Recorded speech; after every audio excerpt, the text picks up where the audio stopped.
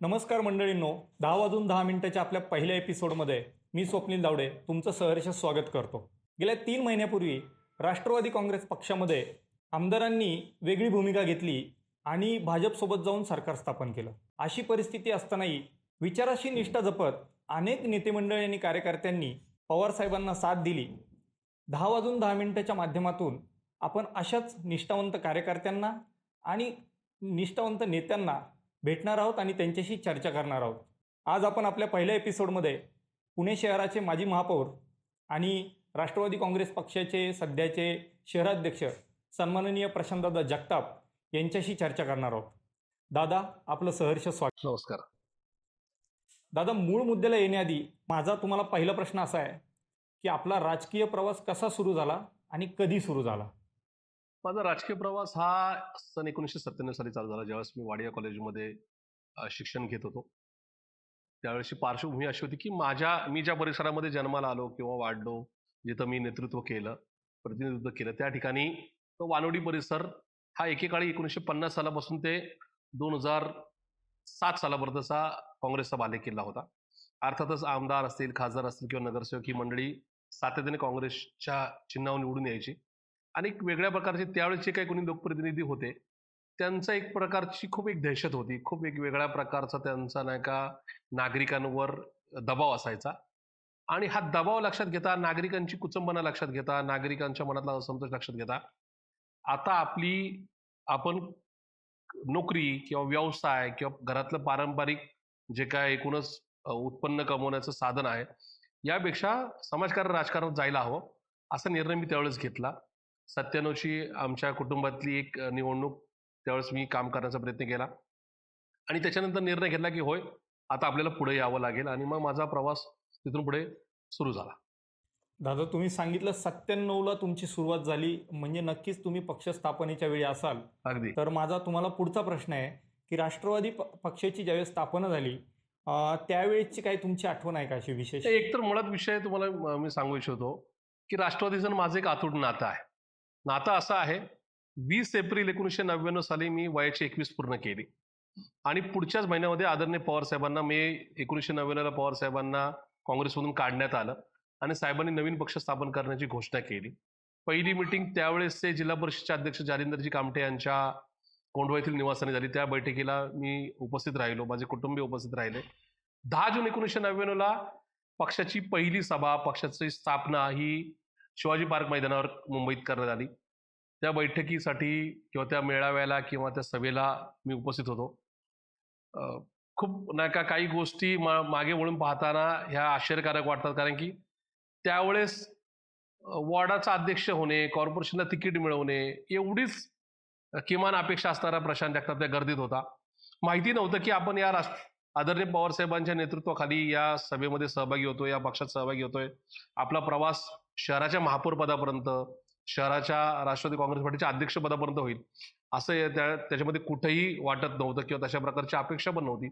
पण निश्चित ईश्वराच्या कृपेने आणि आदरणीय साहेबांच्या या सगळ्या झंझावातामुळे किंवा त्यांच्या नेतृत्व गुणामुळे आतापर्यंत ही संधी मिळाली, याचं खूप मोठं समाधान माझ्यासारख्या कार्यकर्त्याला. आता दादा, तुम्ही तुमचा राजकीय प्रवासही सांगितला, पक्ष स्थापनेच्या वेळी तुम्ही होता.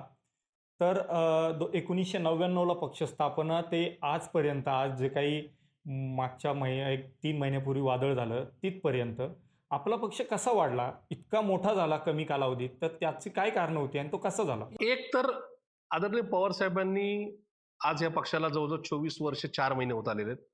या सगळ्या प्रवासामध्ये आदरणीय पवार साहेबांनी या पक्षामध्ये लोकशाही टिकून ठेवली, सगळ्या जाती धर्मांना प्राधान्य दिलं.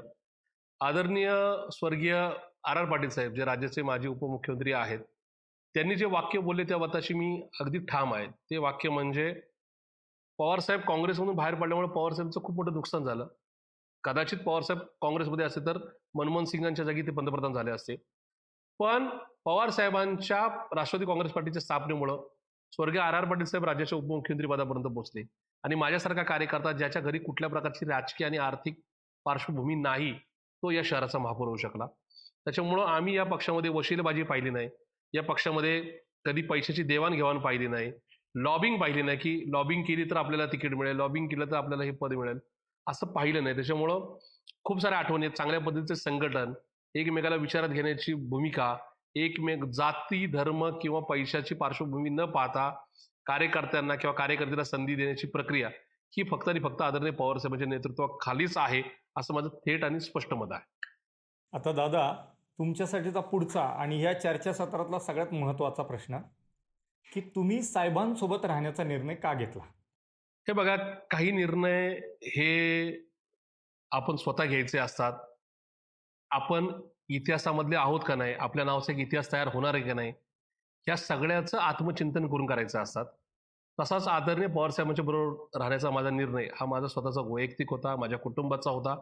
त्याच्यामागचं कारण आहे की मी कायम एक फिलॉसॉफी बाळगून आहे की पुनर्जन्म आहे का नाही याच्यामध्ये मला फार काही बोलायचं नाही, पण तो असलाच तर प्रशांत जगताप म्हणून पुन्हा नाही.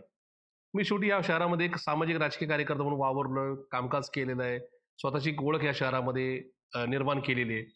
अशा परिस्थितीमध्ये माझं कधीतरी एक आत्मचरित्र लिहिलं जाईल, माझ्यावर कुणीतरी नक्की पुस्तक लिहिल आणि या सगळ्या पुस्तकामध्ये महाराष्ट्राचा मागोवा घेण्याचा, महाराष्ट्राचा पूर्व इतिहास जोडण्याचा सुद्धा प्रयत्न केला जाईल. होय, या राज्यात खूप मोठे मोठे नेते जन्माला आले. स्वर्गीय यशवंतराव चव्हाण साहेब, स्वर्गीय वसंतदादा पाटील, स्वर्गीय वसंतराव नाईक साहेब, स्वर्गीय बाळासाहेबजी ठाकरे. पण या सगळ्या प्रवासात डॉक्टर बाबासाहेबजी आंबेडकर, शाहू महाराज हे या शतकातले, 20व्या शतकातले, पण ते राष्ट्रपुरुष आहेत. त्यांना सोडलं तर या सबंध शतकामध्ये एक मोठा नेता जन्माला आला, ज्याला तब्बल 60 वर्ष महाराष्ट्राचं समाजकारण, राजकारण करण्याचा आणि एकूणच त्याचे संबंधित चालवण्याचा मोठा अनुभव आहे. त्याचं नाव मान्य शरदचंद्रजी पवार. एवढा मोठा नेता पुन्हा जन्माला येणार नाही. मी हे धाडसानी आणि प्रामाणिकपणे आणि जबाबदारीने सांगतो. आज राज्याचे कोणी मुख्यमंत्री उपमुख्यमंत्री आहेत साहेब, त्यांनी किती जरी काम केलं तरी पवार साहेबांनी एवढं त्यांचं व्यक्तिमत्व पुढच्या इतिहासात कधीच लिहिलं जाणार नाही. आणि मग शतकात एवढा एक मोठा नेता जन्माला आला, ज्यांचं वय 83 असताना जे 16 वर्षाच्या मुलाला लाजवेल इतकं कामकाज करत होते आणि त्यांना सत्तेसाठी, पैशासाठी मी त्यांना सोडून गेलो, हा डाग माझ्या राजकीय कारकिर्दीवर नको. उद्या मी आयुष्यात आमदार बनेल, खासदार बनेल, कदाचित राज्याचा मंत्री बनेल, पण त्या प्रवासात मी कधी काळी पैशासाठी, सत्तेसाठी पवारसाहेबांना सोडून गेलो होतो. अशा प्रकारचा डाग माझ्या आत्मचरित्रात नको, म्हणूनच मी आदरणीय पवारसाहेबांबरोबर राहायचा निर्णय घेतला. माझे कार्यकर्ते, माझे कुटुंबीय, माझे समर्थक, माझे मतदार यांनी त्याला पाठिंबा दिला, त्यांचे मनापासून आभार. दादा, मागच्याच प्रश्नाच्या अनुषंगाने माझा पुढचा प्रश्न असा आहे की साहेबांसोबतचा एखादा अविस्मरणीय अनुभव. खूप सारे अनुभव आहेत, पण एक अनुभव मला नक्की शेअर करावाच वाटेल की पवार साहेबच का, किंवा पवार साहेब एखाद्या कार्यकर्त्याला कशा प्रकारची ताकद देऊ शकतात, त्याचं एक उदाहरण मी तुम्हाला सांगू शकेल. या देशामध्ये राज्यातल्या वेगवेगळ्या मंत्र्यांनी, म्हणजे वेगवेगळ्या राज्यातल्या मंत्र्यांनी, आमदारांनी, खासदारांनी किंवा राज्याच्या मुख्यमंत्र्यांनी सुद्धा नरेंद्रजी मोदी यांना चॅलेंज देण्याचा कधी प्रयत्न केला नाही. किंवा नरेंद्र मोदींना घाबरून काही लोकांनी स्वतःच्या कुटुंबियांना सोडलं, काहींनी स्वतःचा पक्ष सोडला, स्वतःची नीतिमत्ता सोडली. पण मी माझ्या जीवनामध्ये एकच ठरवलं की आपण जेव्हा समाजकारणात, राजकारणात आलोय, तर जेव्हा एखादी बाजू सत्य असेल तर त्याच्यासाठी किती नेकराचा संघर्ष करायचा वेळ आली किंवा कुणाशी जरी थेट संघर्ष करायचा नका क्षण आला तर त्या संदर्भात कॉम्प्रोमाइज करायचे नाही. 25 जून 2016ला मी महापौर असताना पुणे शहरात स्मार्ट सिटीचा कार्यक्रम होता. देशातल्या 100 स्मार्ट सिटीच्या कामांचा नारळ फोडण्याचा, त्याचा शुभारंभ, त्याचं भूमिपूजन हे बालेवाडी स्टेडियममध्ये पंतप्रधानांच्या हस्ते ठेवलं होतं. पुणे शहराचा स्मार्ट सिटीमध्ये समावेश. पुणे शहर 2 क्रमांकाचं देशातलं स्मार्ट सिटीतलं शहर, आणि त्या कार्यक्रमात साहजिक आहे पुण्याचा महापौर हा होस्ट असणार. त्या संदर्भातल्या पत्रिका छापणे, सगळ्या गोष्टी ठरल्या. पण ऐन वेळेला 2 दिवसा आदल्या दिवशी पत्रिकेतून माझं नाव वगळण्यात आलं, जाहिरातीतून माझं नाव वगळण्यात आलं. प्रशांत जगताप हा विषयच नव्हता. माझ्या दृष्टीने पुण्याच्या महापौरांचं नाव पत्रिकेत नसतं हा पुणे शहराच्या पुणेकरांचा अपमान होता. त्याच्यामुळं मी कार्यक्रमाच्या आदल्या दिवशी मी या कार्यक्रमात सहभागी होणार नाही अशा प्रकारची घोषणा केली, पत्रकार परिषद घेऊन सांगितलं. देवेंद्रजी फडणवीस त्यावेळेस राज्याचे मुख्यमंत्री होते, त्यांचा मला फोन कॉल आला. गिरीश बापटांच्याच मोबाईलवरून मला फोन कॉल जोडून देण्यात आला. त्यावेळेस गिरीशजी बापट हे शहराचे पालकमंत्री होते आणि देवेंद्रजी फडणवीसांनी मला थेट, तुम्ही राष्ट्रप्रमुखांचा अपमान करताय, तुम्हाला खूप महागात पडेल, तुम्ही जे करताय ते महापौर बरोबर नाहीये, जर तुम्ही उद्याच्या कार्यक्रमात सहभागी झाला नाहीत तर निश्चित तुम्ही अडचणीत येताल, अशा प्रकारचा एक प्रकारचा दम किंवा डोस म्हणा किंवा एक प्रकारचा इशारा मला दिला.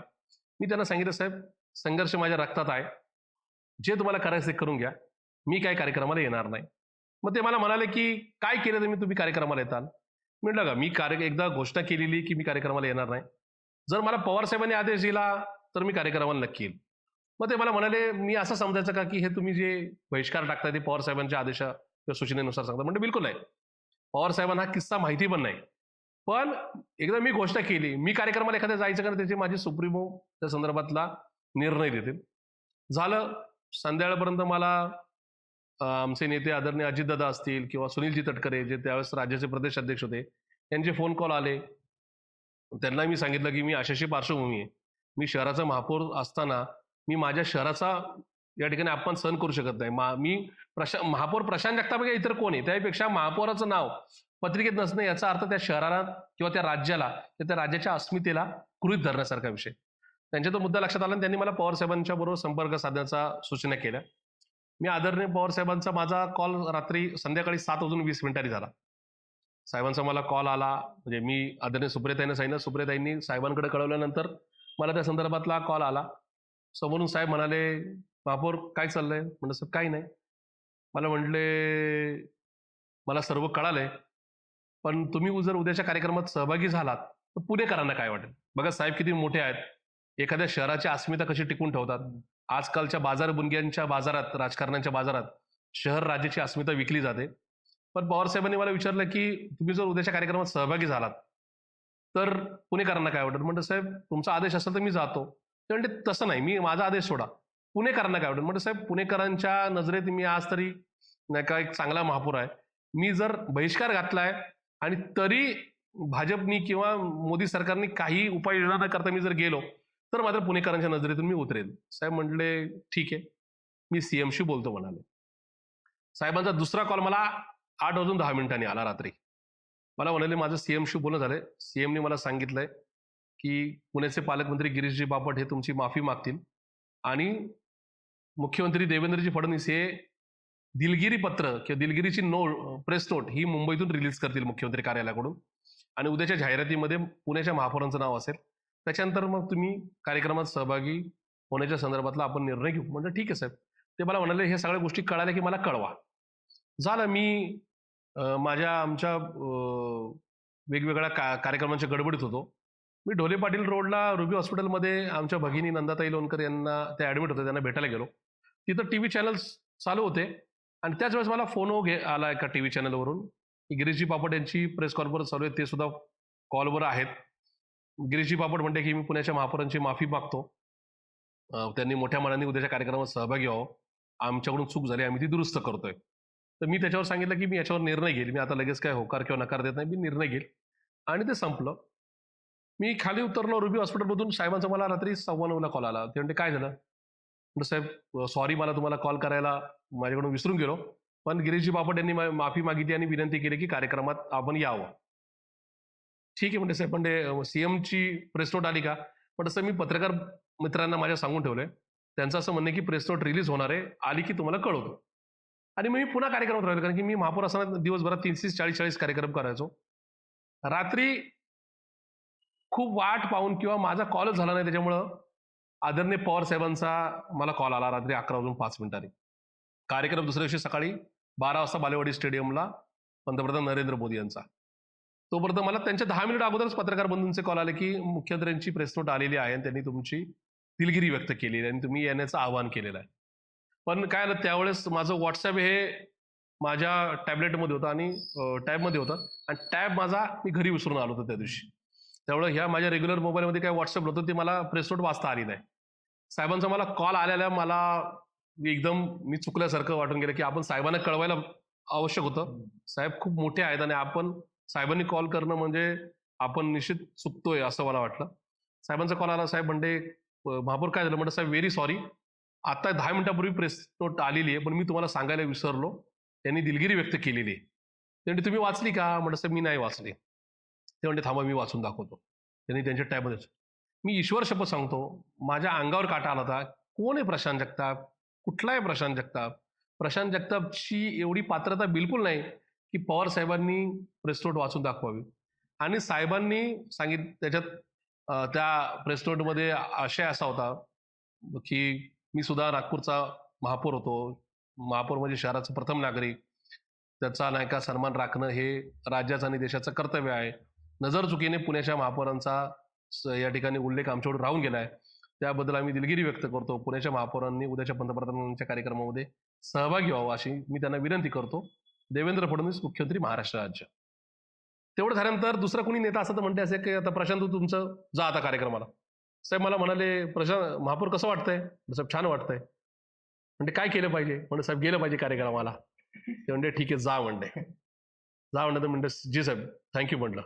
आणि मी थँक्यू म्हणून फोन कट करणार तेवढं साहेब मला पलीकडून म्हणाले, म्हणजे महापौर मला दुपारचा किस्सा कळालाय, सीएम तुमच्याशी काय बोललेत, पण मी सीएमला सांगितलंय की प्रशांत जगताप एकटा नाहीये, प्रशांत जगतापच्या मागे समस्त राष्ट्रवादी काँग्रेस पार्टी आणि खुद्द शरद पवार आहे. त्यावेळेस मी रडलो, माझ्या डोळ्यात पाणी आलं. मी माझ्या बंगल्याच्या दरवाज्यात पोचलो होतो, मी रडतच माझ्या डोळ्यातलं पाणी घेऊनच घरात गेलो. माझ्या आई वडील म्हणते तुम्ही रडतोय का? म्हटलं कोण आहे हा प्रशांत जगताप, ज्याच्यासाठी खुद्द शरद पवार साहेबांनी मुख्यमंत्र्यांना सांगावं, त्या संदर्भातलं उत्तर द्यावं की प्रशांत जगताप एकटा नाहीये. बस म्हणलं हे जीवन शरद पवार साहेबांच्या नावाने. जे होईल राजकारणात काही मिळेल नाही मिळेल, पण एवढा मोठा नेता पुन्हा महाराष्ट्रात जन्माला येणं शक्य नाही, भारतात पण येणं शक्य नाही. आणि अशा परिस्थितीमध्ये या नेत्याची आपण शेवटच्या क्षणापर्यंत साथ द्यायची हा निर्णय त्यावेळेस घेतला. आणि अर्थात पुढचा सगळा एकूणच प्रवास तुम्हाला कल्पना आहे. दादा, याच किस्स्याशी अनुसरून मला पुढचा प्रश्न विचारायचा आहे की साहेबांनी एका शहराच्या महापौरावर किंवा त्याच्या संदर्भातील गोष्टीवर एवढं लक्ष घातलं आणि शेवटी त्यांचं तुमच्यावर किती प्रेम होतं हेही दाखवून दिलं. असं प्रेम अनेकांवर केलं असेल त्यांनी, की जी लोक आता त्यांना सोडून गेलेली आहेत ती लोक त्यांच्याविषयी आता टीका करतात. त्याबद्दल तुमचं काय मत आहे? हे घ्या, तुमचा एखादा मित्र असतो, तुमच्या कुटुंबातला एखादा सदस्य असतो, ज्याचं तुमचं जीवाभावाचं नातं असतं, 25 वर्षाचं असतं, 50 वर्षाचं असतं, खूप गोडवा असतो, खूप मैत्री असते, खूप नका मनापासूनचं प्रेम असतं. पण ते असताना काही लोक ते विसरतात, काही लोक काही चुका करतात, काहींना गन पॉईंटवर ठेवलं जातं आणि मग त्याच्यातून ते आपली नाती आपली मैत्री विसरतात. असे काहीतरी किस्से आता अलीकडच्या काळात महाराष्ट्र आणि देशाच्या राजकारणामध्ये घडतायत. काही मंडळी जीवाभावाची मंडळी वेगवेगळ्या राजकीय पक्षाच्या प्रमुखांना सोडून जात आहेत. होय, ते आमच्याही पक्षात घडलेलं आहे. पण हे होत असताना हे जेवढे सोडून गेलेले आहेत ह्या प्रत्येकावर आदरणीय पवारसाहेबांचे उपकार आहेत. कुणाची काय लायकी होती, कुणाची काय पात्रता होती हे त्यांना, त्यांच्या कुटुंबियांना आणि समस्त महाराष्ट्राला माहिती आहे. खूप साऱ्या लोकांच्या चुका झालेल्या आहेत, त्या आर्थिक स्वरूपाच्या असतील, त्या वैयक्तिक स्वरूपाच्या असतील, त्या सामाजिक स्वरूपाच्या असतील. त्याच्यातून त्यांना त्या संदर्भामध्ये धीर देणे किंवा त्यांची चूक त्यांनी मान्य केल्यानंतर त्यांना पुन्हा संधी देणे असे प्रकार आदरणीय पवारसाहेबांनी नक्की केलेत. पण ते समाजाचं भान ठेवून एखाद्याने समाजद्रोही काम केलं असेल तर त्याला बाहेरची वाट नक्की दाखवलेली आहे. पण चुकतो तोच माणूस आणि चूक सुधारतो तोच माणूस असं समजून त्या प्रत्येकाला वेगवेगळी संधी दिलेली आहे. असं असताना जे पवारसाहेबांवर पवारसाहेब हे मनमानी पद्धतीने कारभार करतात, पवारसाहेब लोकशाही मानत नाहीत, अशा प्रकारचे जे आरोप करतात त्यास खूप वाईट वाटतं. त्याचं कारण आहे, काहींना लायकीपेक्षा जास्त दिलं, काहींना पात्रता नसताना त्या ठिकाणी बसवलं आणि अनंत उपकार केल्यानंतर सुद्धा ही मंडळी ज्यावेळेस पवारसाहेबांना सोडून जातात किंवा पवारसाहेबांच्यावर टीका करतात त्यावेळेस मात्र नीती हा सगळा खेळ बघतीये, नीती हे सगळं लिखाण करते. योग्य वेळी या सगळ्यांचा हिशोब हा नीती वसूल करेल या तत्वज्ञानावर मी ठाम आहे. आणि तुम्ही, आम्ही आणि समस्त महाराष्ट्र आणि देश येणारा नीतीचा खेळ नक्की पाहिजे. दादा, मला तुम्हाला असा प्रश्न विचारायचा आहे, गेल्या 1.5-2 वर्षापासून महाराष्ट्रामध्ये हे जे काही सगळं राजकीय उलथापालथ चालू आहे त्यामध्ये एक शब्द ना खूप म्हणजे फेमस झाला, गद्दार. या शब्दाची भीती वाटते तुम्हाला? 100% वाटते. मी माझ्या समस्त जीवनामध्ये, माझं वैयक्तिक जीवन, माझं कौटुंबिक जीवन, माझं व्यावसायिक जीवन, माझं सामाजिक जीवन, माझं राजकीय जीवन, माझं धार्मिक जीवन आणि माझं आध्यात्मिक जीवन, ह्या 7ही प्रकारामध्ये 3 गोष्टींच्या शब्दांना कायम मी नका ठरवलं की हे शब्द आपल्या बाबतीत कधीच लागले गेले नाही पाहिजेत. एक, देशद्रोही, या देशाबरोबर गद्दारी केली अशा प्रकारचा कधीच कुठलाही डाग माझ्यावर माझ्या कुटुंबावर नको, तशा प्रकारचा स्वप्नात सुद्धा विचार करायचा नाही. दुसरा, चोर, कुठल्या प्रकारची चोरी करायची नाही, ती आपल्या व्यवसायात पण करायची नाही आणि ज्या ज्या पदावर आपण राजकीय जीवनामध्ये आपल्याला संधी मिळेल त्याच्यामध्ये शहराच्या, राज्याच्या, देशाच्या पैशावर कधी डल्ला मारायचा नाही. आपल्या कर्तृत्वाने आपल्या व्यावसायिक नाही का संबंधातून पैसे कमवायचे, हा एक विषय. त्याच्यामुळे चोर हा शब्द लागला गेला नाही पाहिजे, देशद्रोही हा शब्द लागला गेला नाही पाहिजे. आणि होय, गद्दार हा शब्द तर बिलकुल लागला नाही गेला पाहिजे. त्याचं कारण आहे, मला माझ्या शहराच्या माझा वानवडी भाग असेल, जो माझा स्थानिक भाग आहे, माझं पुणे शहर असेल, माझा पुणे जिल्हा असेल, माझं महाराष्ट्र राज्य असेल आणि माझा भारत देश असेल, याच्यावर कधीही गद्दारी करायची नाही. माझा पक्ष, माझे नेते ज्यांनी मला इथपर्यंत पोहोचवलं, माझ्या सुखदुःखाच्या काळात माझ्या पाठीशी उभं राहिले, त्यांच्यावर गद्दारी कधीच करायची नाही. कारण की हे बघा, काहींची आडनाव मला घ्यायची नाही, पण छत्रपती शिवाजी महाराजांपासून एक 3-4 अशी आडनावं आहेत. त्या आडनावांमधल्या एखाद्या माणसाने चूक केलेली आहे. जावळीचे टिंब, आणखी नका बाकीची काही नावं अशी आहेत, त्यांची नावं घेऊन, कारण की त्यांच्या कुटुंबियांना वाईट वाटायला नको म्हणून ती नावं घेत आहे. पण त्या नावात त्या जी काही घराणी आहेत, त्यांचं जे आडनाव आहे, त्याच्यातल्या त्यावेळेच्या सदस्यांनी काहीतरी गद्दारी केली छत्रपती शिवाजी महाराजांबरोबर. पण मागच्या किमान 30-40 पिढ्या त्यांचं नाव एखाद्या ठिकाणी प्रकरण घडलं गद्दारीचं, की त्यांचं नाव ते घेतलं पाहिजे, ही टिंबची नाही का औलाद आहे.